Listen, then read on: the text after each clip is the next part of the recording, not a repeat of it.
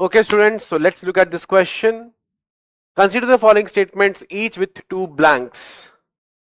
ठीक है, तो तीन स्टेटमेंट्स हैं, दो दो ब्लैंक्स हैं, ब्लैंक्स फिल करने हैं, करेक्ट ऑप्शन चूज करना है, इतना सा करना है। आइए ब्लैंक्स फिल कर लेते हैं, let's fill in the blanks. Annelids have and insects have dash for excretion. तो एनालिड्स के पास क्या है एक्सक्रीशन के लिए? एनालिड्स के पास नेफ्रीडिया है एक्सक्रीशन के लिए। इंसेक्ट्स के पास क्या है एक्सक्रीशन के लिए? मैल्फिजियन टिब्यूल्स है एक्सक्रीशन के लिए।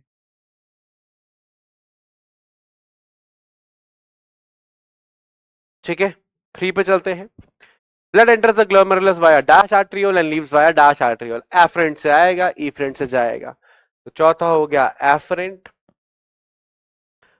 सॉरी तीसरा हो गया एफरेंट, चौथा हो गया ईफरेंट। एफरेंट से आएगा, ईफरेंट से जाएगा।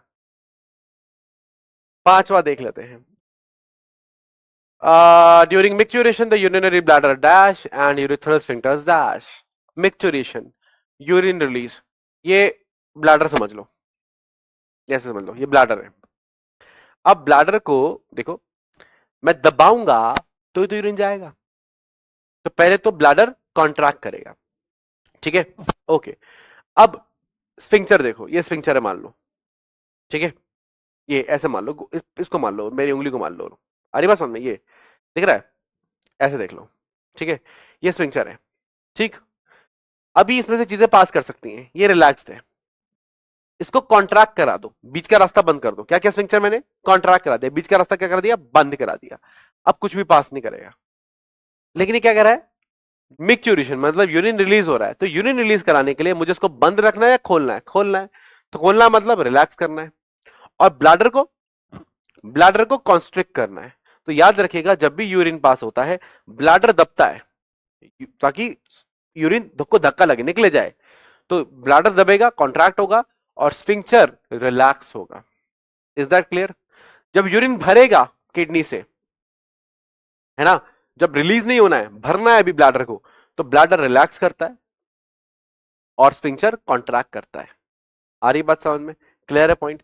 तो ये याद रखिएगा कि मिक्चुरेशन के लिए, रिलीज ऑफ यूरिन के लिए, ब्लैडर को होना है कॉन्ट्रैक्ट और स्फिंक्टर को होना है रिलैक्स।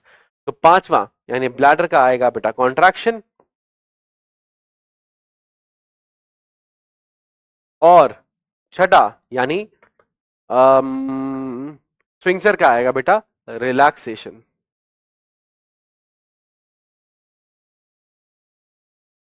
ठीक है, और हम सारे कॉन्सेप्ट्स को अगर लगा लें और मैच करें, कह रहा है 1 माल्फिजियन टिब्यूल है, गलत है बेटा। 2 फ्लेम सेल है, गलत है बेटा। 5 कॉन्ट्रैक्ट है, 6 रिलैक्स है, ये ठीक है। 5 कॉन्ट्रैक्ट, 6 रिलैक्स, लेकिन सारे सही नहीं हुए। ठीक है, बी पे चलते हैं। 1 एफरेंट गलत, 4 इफरेंट, 1 एफरेंट गलत हो गया, 4 इफरेंट, 4 इफरेंट सही हो गया, 5 कॉन्ट्रैक्ट सही हो गया, 6 रिलैक्स सही हो गया, लेकिन वो एफरेंट गलत हो गया। सी नेफ्रीडिया सही हो गया, 2 इफरेंट गलत हो गया। 2 इफरेंट क्या हो गया बेटा? गलत हो गया। 2 क्या है? मैल्फिजियन टिब्यूल है। क्या है? Malpighian tubule. 5 कह रहा है कॉन्ट्रैक्ट, 5 है कॉन्ट्रैक्ट, बिल्कुल सही है बेटा। और 6 है रिलैक्स, बिल्कुल सही है। तो यहां पे ई फ्रेंड गलत हो गया। ये पढ़ते हैं, 1 का ई फ्रेंड, 1 का ई फ्रेंड गलत हो गया। ठीक है, 4 का एफरेंट, 4 का एफरेंट गलत हो गया। 5 का रिलैक्स गलत हो गया। 6 का कॉन्ट्रैक्ट गलत हो गया। ये तो सारे ही गलत हो रहे हैं, दोबारा चेक करते देखो कहां गड़बड़ करी हमने। 1 का नेफ्रीडिया ठीक है, 2 का एफरेंट, 2 का एफरेंट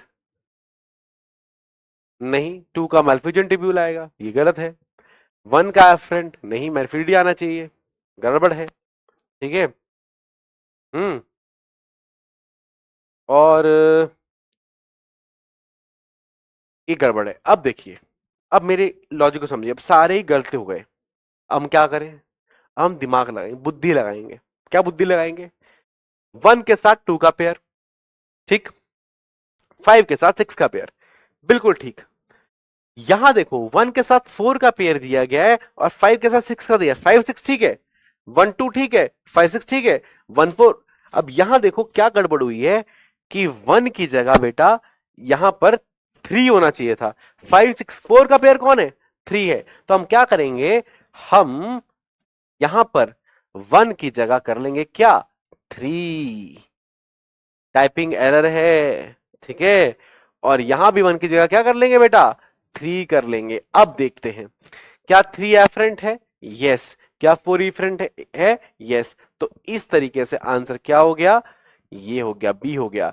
और ये क्यों नहीं होगा, सब बाकी सारे गलत है। तो बेटा इस क्वेश्चन में ठीक कर लेना, बी ऑप्शन जहां दे रखा है वहां 1 लिखा है, 1 नहीं आएगा, 3 आएगा, क्योंकि 3 ही पेयर करेगा किसके साथ, 4 के साथ। हमने दिया ना 3 4, ये रहा, बी स्टेटमेंट की बात होगी।